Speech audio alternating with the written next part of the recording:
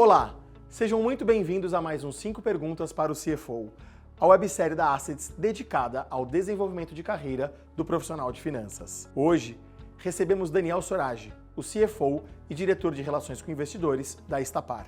Daniel começou a sua carreira na área de planejamento financeiro. Ele trabalhou em companhias de diferentes setores, como a Coca-Cola FEMSA, a MRV Engenharia e a LOG. Depois, assumiu a gerência de FP&A na Estre Ambiental e atuou como executivo de controladoria na Invista. Em 2017, Daniel ingressou na Estapar como gerente de FP&A e desde 2022 ele atua como CFO e diretor de RI da empresa. E hoje vamos conhecer a inspiradora trajetória do Daniel e ouvir as suas perspectivas sobre a carreira na área de finanças. Acompanhe. Fiz minha carreira ali bem no começo em Belo Horizonte, né? Saí da minha cidade, que é Formiga.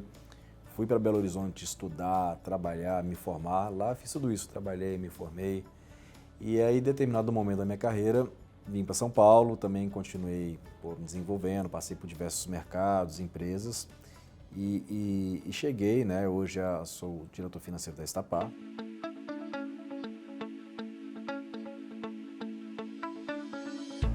Eu acho que se você perguntar para qualquer executivo aí sobre desafios da carreira, todos, né, passam por desafios, por superação. Acho que o cara, quando ele é executivo, vai funilando a carreira, né? Então, é o cara que supera, que é o cara que vai subindo na carreira. Eu tive também diversos desafios. Passei por empresa multinacional que foi vendida, passei por empresa que estava em fase de crescimento muito rápido, estava pouco estruturada, tinha que estruturar. Passei por empresas com crises institucionais gravíssimas e, poxa, nossa, tinha que lidar com aquilo. Passei recentemente agora por uma pandemia numa empresa de mobilidade, uma empresa que depende que as pessoas saiam de casa. E ninguém sai de casa, passei por isso. Eu sou um cara inconformado, eu sou um cara competitivo, eu sou um cara que gosta de trabalhar, tá? Eu sempre encarei o trabalho, onde eu estava trabalhando, o que eu estava fazendo, nunca da forma como eu estava. Eu nunca agi, eu nunca tomei decisões, eu nunca me apresentei para o trabalho como eu estava.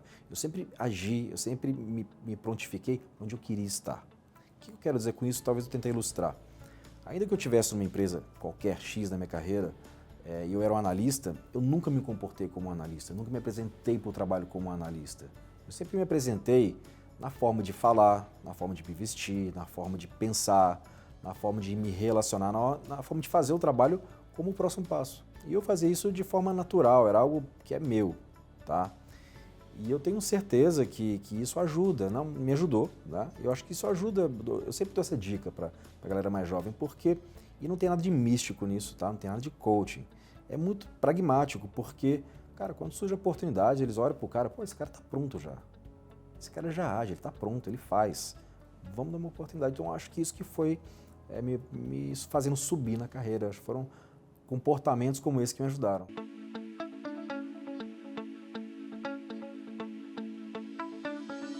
O cara de FP&A, o cara de planejamento financeiro, aí nas organizações, primeiro, é o que eu sempre falei, é um privilegiado. Então, é um cara com muita sorte. Porque é um cara que fatalmente está trabalhando ali com assuntos estratégicos, importantes. E quando você está trabalhando com assuntos estratégicos importantes, você está navegando na empresa como um todo. Você não está só numa caixinha, você está olhando o negócio de forma mais holística, como um todo. Na reunião da manhã, você está tendo com o chão de fábrica, com a linha de produção, e na reunião da tarde, você está apresentando os resultados daquilo para o presidente da empresa. Por isso que eu digo que o cara de planejamento é um privilegiado. Eu acho que essa experiência, né, de planejamento me ajudou também, agora do ponto de vista mais prático, né? Foi onde é o departamento que você consegue, ou é a função da empresa que você consegue, mais mostrar a sua capacidade de pensamento crítico, intelectual, de abstração intelectual financeira. É ali, cara, é ali que você vai pegar, fazer uma análise e vai interpretar aquilo num contexto mais complexo, pegando o contexto macroeconômico, microeconômico, o budget da empresa, onde a gente quer chegar no passado, como é que foi no passado. Então, é esse departamento, esse time. Cara, eu acho isso um privilégio, assim. Eu nunca me enxergaria fazendo outra coisa profissionalmente, assim.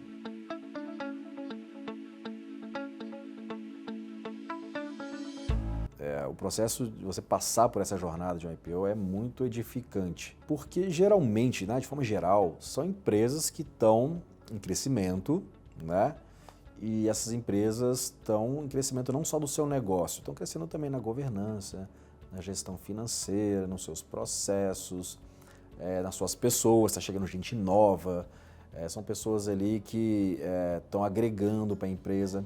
Então, isso por si só já é um mecanismo de crescimento, um mecanismo desafiador, um mecanismo que você tem que fazer acontecer, né? Então, o cara de finanças que está fazendo o IPO e não está acostumado, com balanços auditados, você começa a ter que se relacionar com uma qualidade de reporte, de controles internos, de procedimentos e ter que explicar para a auditoria, né, que é uma Big Four, que são pessoas ali que estão trabalhando num patamar mundial, né, um patamar muito elevado de exigência. Então, se você está passando pelo processo, está aprendendo.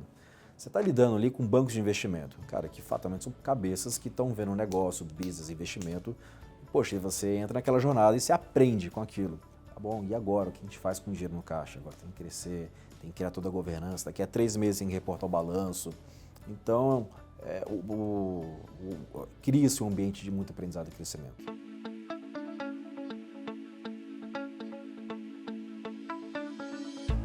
Acho que não só do CFO, acho que de qualquer C-Level, acho que o time espera o quê? Liderança. É fundamental. Então não é uma exclusividade da área financeira. O que é liderança? Liderança é você apontar o caminho, você dar metas, responsabilidades, reconhecimento e desenvolver para que como um time chegue-se a um determinado objetivo. Tá?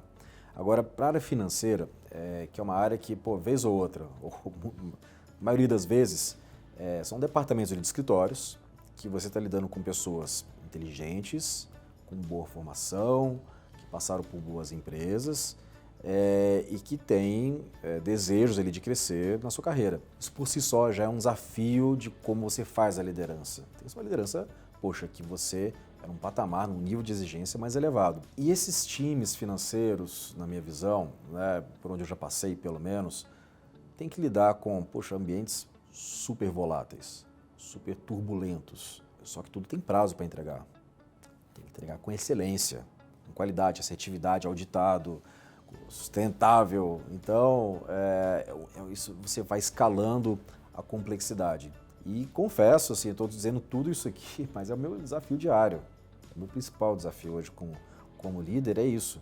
É como liderar essas pessoas, como exercitar esse soft skill diariamente, criar esse ambiente propício para um trabalho eficiente, eficaz, com qualidade, com um bom clima e ajude a galera que trabalha comigo a se desenvolver também. É um desafio para mim diário. Assim.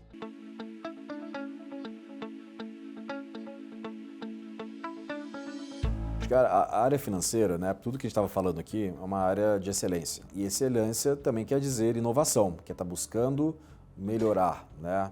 Você, no ano que vem, você tem que estar melhor do que esse ano.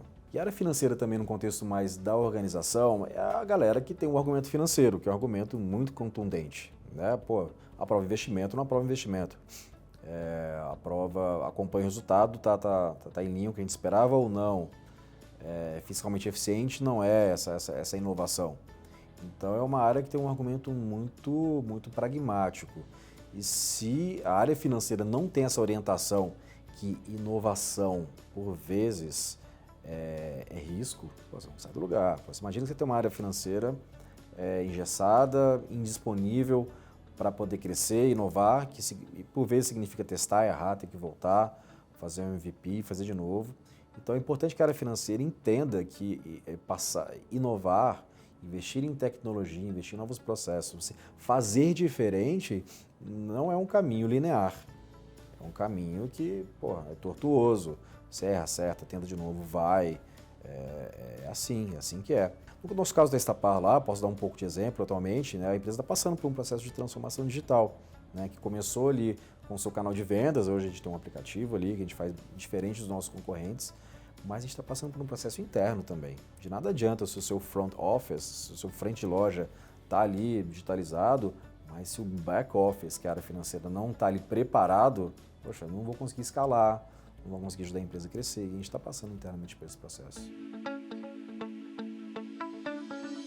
Eu vi os meus antecessores que gravaram aqui, trouxeram frases. Uma deles, inclusive, teve uma frase que eu traria. E aí eu fui atrás, falei, que frase que eu poderia levar, que não fosse minha, mas que fosse alguém. E eu tive a sorte de encontrar. O Pablo Picasso, ele diz que que quando a inspiração me encontrar, ela vai me encontrar trabalhando. Eu me identifiquei.